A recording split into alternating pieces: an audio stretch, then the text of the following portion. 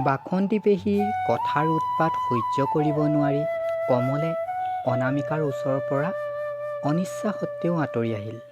কমলে বাসন্তী পেহীক বেয়াকৈও ভবা নাছিল। সি জানিছিল মানুহগৰাকীয়ে তেনেকুৱা। কথাৰ ধৰণবোৰ আনতকৈ অলপ পৃথক। তথাপি কিবা এটা যেন তাৰ আধৰুৱা লাগিল। কমলে নিজেও বুজিব পৰা নাই কি আধৰুৱা হৈ ৰ'ল।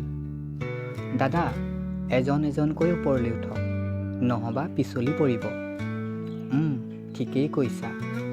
16-17 বছৰীয়া ল'ৰাটিৰ কথাষাৰত কমলে নিজকেই অলপ সাৱধান কৰিলে।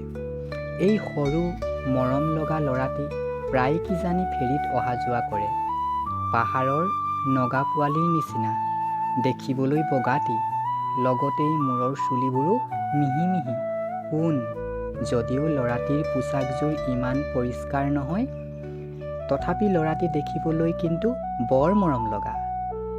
তেনেতেই কমলে ফেৰীখনৰ ওপৰত উঠি তলত থকা ল'ৰাটিলৈ মিচিকীয়া হাঁহি মাৰি কয়, ভাইটি, এতিয়া তুমি উঠি আহা, কিন্তু তুমিও সাৱধানে উঠিবা দেই। হ'ব দাদা, আপুনি চিন্তা নকৰিব, মই সাৱধানেই উঠিম। মৰম লগা ল'ৰাটিয়ে মূৰটো ওপৰলৈ কৰি কমললৈ মিচিকীয়া হাঁহিৰে সঁহাৰি জনায়। এইবাৰ কমলে ফেৰীখনৰ ওপৰত উঠি বৰলুইতখনি চোৱাৰ আশা পূৰণ কৰিলে। ফেৰীখনেও লাহে লাহে কমলাবাৰী ঘাট এৰি বৰলুইতৰ বুকুত প্ৰৱেশ কৰিলে। ফেৰীখনে সন্মুখৰ ভাগৰ পানী ফালি কিদৰে যে আগবাঢ়িছে কমলে চাই বৰ ভাল পাইছে। লগতেই তাৰ মোবাইলৰ কেমেৰাত 2-এখন ফটো ভিডিঅ' কৰিবলৈ আৰম্ভ কৰিলে। ফেৰীখনৰ কাষৰ লোৰ ৰেলিংডালৰ হাতখন পাৰ কৰিলেই তাৰ বুকুখন কঁপি যায়। তথাপি বৰলুইতখনি চোৱাৰ হেঁপাহ। যেতিয়া পেণ্টৰ জেপৰ পৰা মোবাইলটো উলিয়াই 2-এখন ফটো মাৰিব লয়, তেতিয়া যেন হাতৰ আঙুলিৰে বৰ জোৰেৰে মোবাইলটো ধৰি ৰাখে। মানুহটোতকৈ মোবাইলটো ধৰি ৰাখিলেহে যেন তাৰ একো নহয়। বাকীবোৰ যাত্ৰীয়ে সাধাৰণভাৱেই ইজনে সিজনৰ লগত কথা পাতি গৈ আছে। সেইদৰে ফেৰীখনো যেন সাধাৰণভাৱেই আগুৱাই গৈছে।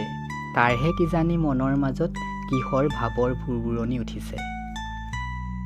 তেনেতেই সি বৰলুইতৰ বুকুত হঠাৎ এক আচৰিত দৃশ্য দেখিবলৈ পালে। আকৌ তেনেতেই কমলৰ মনত এক ভাৱ জাগিব ধৰিলে, সি এনেই কিবা দেখা নাইতো। সেয়ে মনে মনে দেখা আচৰিত সেই দৃশ্যটোলৈ চাই চাই গৈ থাকিল। তেনেতেই অন্য এক ঠাইত আকৌ সেই দৃশ্য দেখিলে। এইবাৰ কমলে চকু দুটা মোহাৰি ভালকৈ চাবলৈ ধৰিলে। সেইদৰে সেই ঠাই আগুৱাই ফেৰীখন গৈ থাকিল। কিছুদূৰ আগবঢ়াৰ পাছত পুনৰ একেই দৃশ্য দেখাত হঠাৎ সেই মৰম লগা ল'ৰাটিৰ মাতষাৰত কমলৰ বুকুখনত চিৰিং চিৰিং কৰি যোৱা যেন লাগিল। দাদা দেখিলে? দেখিলোঁ। কি আছিল বাৰু? দাদা, আপুনি আগতে দেখা নাই নেকি?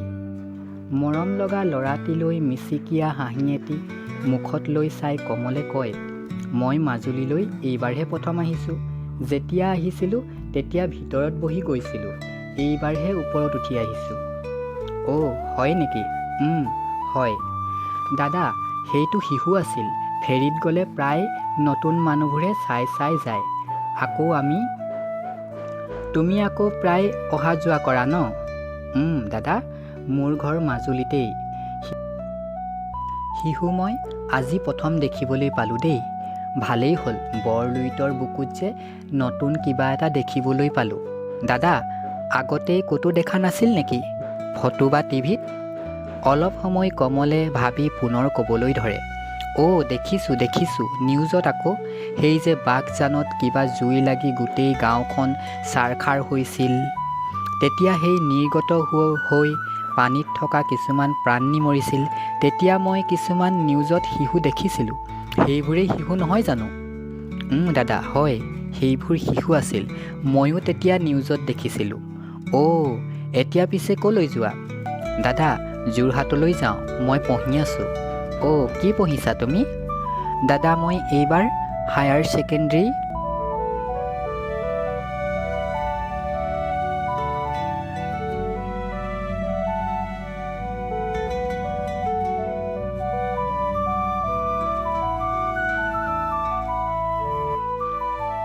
মনোযোগ দি পঢ়ি যোৱা, নিশ্চয় তুমি সফল হ'বা। দাদা, মই ডাক্তৰ হ'লে নিজৰ মাজুলীতেই এখন ভাল চেম্বাৰ খুলিম, মানে আমাৰ গাঁৱতেই।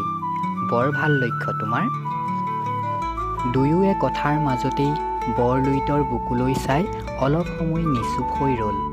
দুয়োৰে কাণত যেন মানুহৰ কথা আৰু ফেৰীৰ ইঞ্জিনৰ মাতবোৰ ভাহিব ধৰিলে। এৰি অহা দূৰৈ পাৰটি এতিয়া চকুৰে মনিব নোৱাৰা হ'ল। চাৰিওফালে পানীয়েই পানী।